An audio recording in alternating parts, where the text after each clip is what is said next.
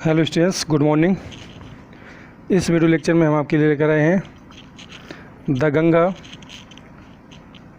कक्षा 10 English pros का जो तीसरा लेसन है उसके कॉम्प्रिहेंशंस एक्सरसाइजेज। इसमें हमने ए और बी एक्सरसाइज एक ही वीडियो में अपलोड कर दिए हैं। उनके क्वेश्चन और आंसर हमने आपको डिटेल बता दिए हैं। आज नंबर है सी का, यानी तीसरी जो कॉम्प्रिहेंशन है उसको हम आज आपके लिए लेकर आए हैं। तो ये कॉम्प्रिहेंशन की शुरुआत होती है यहाँ से, the Ganga specially dot dot has been cast. The Ganga specially has been cast, ये है तीसरी यानी सी नंबर एक्सरसाइज। इसको आज हम डिटेल में इसके प्रश्न उत्तर आपको बताने वाले हैं, तो बने रहिए हमारे साथ, कहीं मत जाइएगा। चलिए देख लेते हैं कि लेसन में ये एक्सरसाइज, ये कॉम्प्रिहेंशन कहाँ पर दी है। तो द गंगा लेसन में ये एक्सरसाइज दी है, ये कॉम्प्रिहेंशन यहाँ से दी है। The Ganga specially is the river of India, यहाँ से लेकर के और लाइफनबर्ग हैव बीन कास्ट यहाँ तक। तो इसमें से कुछ प्रश्न पूछे गए हैं, उन्हीं प्रश्नों के हम उत्तर आपको देने जा रहे हैं। तो चलिए शुरू करते हैं पहला क्वेश्चन और उसका आंसर। पहला क्वेश्चन है, write the name of the lesson from which the above noted passage has been taken. Who is the author of the lesson. कह रहा है कि जिस पार्ट से पैराग्राफ लिया गया है उसका नाम लिखिए और उस पार्ट का लेखक कौन है। तो इसको हम पहले ही अपने पिछले वीडियो में बता चुके हैं कि इस पार्ट का नाम है द गंगा और इसके ऑथर हैं, इसके लेखक हैं पंडित जवाहरलाल नेहरू।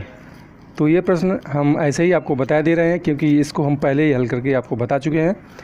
चलिए लेते हैं दूसरा क्वेश्चन। दूसरा क्वेश्चन है, what does the Ganga symbolise. Ganga किसका प्रतीक है, किसको प्रदर्शित करती है, या गंगा किसका प्रतीक है। तो इसका आंसर देखते हैं। इसका आंसर है, the Ganga symbolises India's age long culture and civilisation.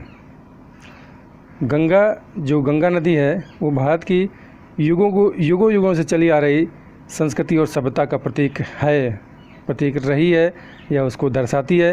And it is also the symbol of the past, present and future of India. और यह भारत के भूत, वर्तमान और भविष्य काल का भी चिन्ह है। गंगा नदी ये भारत की युगों से चली आ रही प्राचीन काल की संस्कृति और सभ्यता का प्रतीक है और यह भारत की जो भूतकाल, वर्तमान काल और भविष्य काल का भी प्रतीक है। चलिए लेते हैं अगला क्वेश्चन।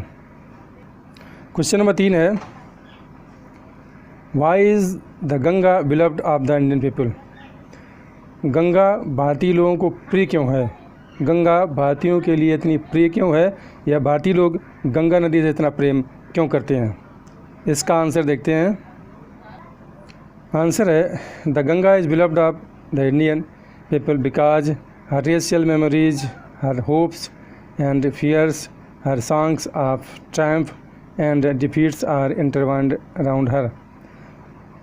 गंगा भारतीय लोगों को इतनी प्रिय इसलिए है, या भारतीयों की इतनी प्रिय इसलिए है क्योंकि बिकॉज हर रेशियल मेमोरीज, क्योंकि भारत की जितनी भी जातिगत विशेषताएं रही, यादें रही हैं, इसकी आशाएं रही हैं, इसके डर रहे हैं, इसके विजय के गीत रहे हैं और पराजय, विजय के गीत और पराजय सभी कुछ इसके चारों तरफ गुथे हुए हैं।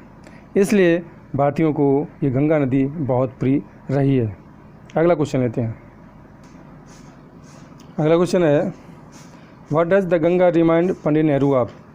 गंगा नदी पंडित नेहरू को क्या याद दिलाती है। गंगा नदी पंडित नेहरू को क्या याद दिलाती है। चलिए देखते हैं इसका आंसर। आंसर है, the Ganga reminds Pandit Nehru of snow covered peaks and deep valleys of Himalaya and the rich and vast plains below. Ganga नदी पंडित नेहरू को हिमालय की बर्फ़ से ढकी हुई चोटियाँ और उसकी गहरी घाटियों की याद दिलाती है, और the rich and vast plains below, और नीचे का जो उत्तर भारतीय, जो विस्तृत और विशाल उत्तर भारतीय उत्तर का मैदान है उसकी याद दिलाती है। गंगा नदी पंडित नेहरू को हिमालय की बर्फ़ से ढकी हुई चोटियाँ और गहरी घाटियों की याद दिलाती है। और जो हरा भरा जो उत्तर भारत का उत्तरी क्षेत्र का विस्तृत विशाल मैदान है उसकी याद दिलाती है। अगला क्वेश्चन है विच words in the passage mean. Paragraph में इन शब्दों का अर्थ क्या है, या पैराग्राफ में ऐसे कौन से शब्द हैं जो इनसे मिलते जुलते हैं। विच words in the passage mean, passage में जो शब्द हैं उनमें से इनकी मीनिंग बताओ। नंबर 1 है विक्ट्री, विक्ट्री माने होता है विजय। और नंबर बी है मिक्स्ड इंटीमेटली, गुथे हुए, आपस में बहुत करीबी से, बहुत अच्छी तरह से मिले हुए। तो इसका आंसर देख लीजिए। तो आंसर होगा ए नंबर है विक्ट्री, विक्ट्री माने होता है विजय, तो इसका मतलब है ट्रायम्फ, विजय और ट्रायम्फ। विक्ट्री माने विजय, ट्रायम्फ माने विजय। नंबर बी है मिक्स्ड इंटीमेटली, आपस में गुथे हुए होना, जुड़े होना, घुले मिले होना। तो इसका मैचिंग वर्ड हो जाए, इसका मतलब हो जाएगा इंटरवाइंड, आपस में गुथे हुए होना, आपस में जुड़े हुए होना, आपस में मिले हुए होना।